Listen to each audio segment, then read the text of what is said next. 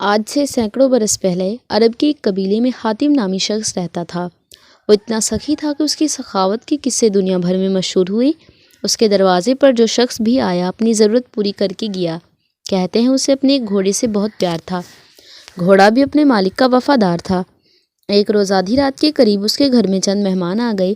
اتفاق کی بات ہے کہ اس وقت حاتم کے پاس اپنے چند مہمانوں کی دعوت کے لیے کچھ نہیں تھا، اور رات کے وقت اس کا انتظام بھی بہت مشکل تھا۔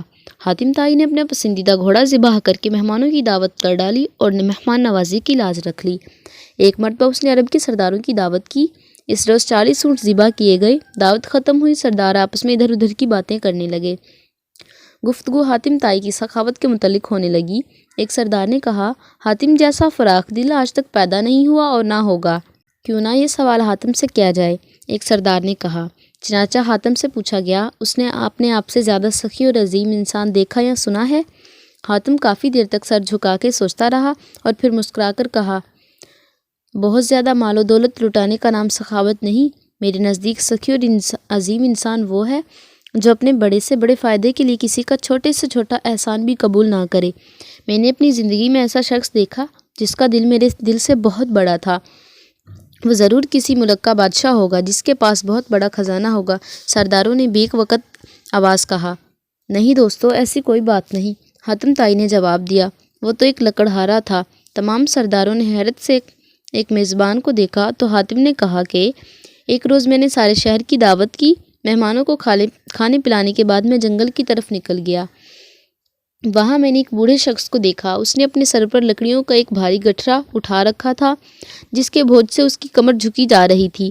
اس کے پھٹے پرانے کپڑے پسینے میں بھیگے ہوئے تھے۔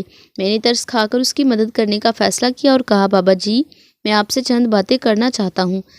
یہ کہہ کر میں نے اس کے سر سے بوجھ اتارنے کے لیے اپنے ہاتھ بڑھائے تو وہ فوراً پیچھے ہٹ گیا۔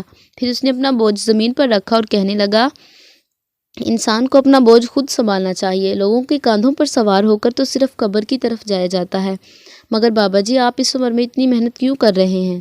تو پھر مجھے کیا کرنا چاہیے؟ اس غیرت مند لکڑہارے نے مسکراتے ہوئے پوچھا۔ آپ کے شہر میں حاتم تائی رہتا ہے؟ وہ سینکڑوں انسانوں کو ہر روز کھانا کھلاتا ہے۔ آپ اس کے دروازے پر کیوں نہیں جاتے؟ یہ سن کر لکڑہارے نے گھور کر مجھے دیکھا اور بڑی بے نیازی سے کہا، حاتم کے 2 ہاتھ ہیں، خدا نے مجھے بھی 2 ہاتھ عطا فرمائے ہیں۔ کتنے شرم کی بات ہے کہ میں اس کی کمائی ہوئی روٹی کھاؤں۔ کسی کا احسان اٹھانے سے بہتر ہے کہ میں بے جان لکڑیوں کا گٹھا سر پر اٹھا لوں۔ سب سردار حیران ہو کر حاتم کو دیکھنے لگے تو حاتم نے کہا، وہ غریبی انسان مجھ سے بڑے دل کا مالک تھا۔ پیارے بچوں، دوسروں پر انحصار کرنے کی بجائے اپنے ہاتھ سے رزق کمانا باعث عزت ہے۔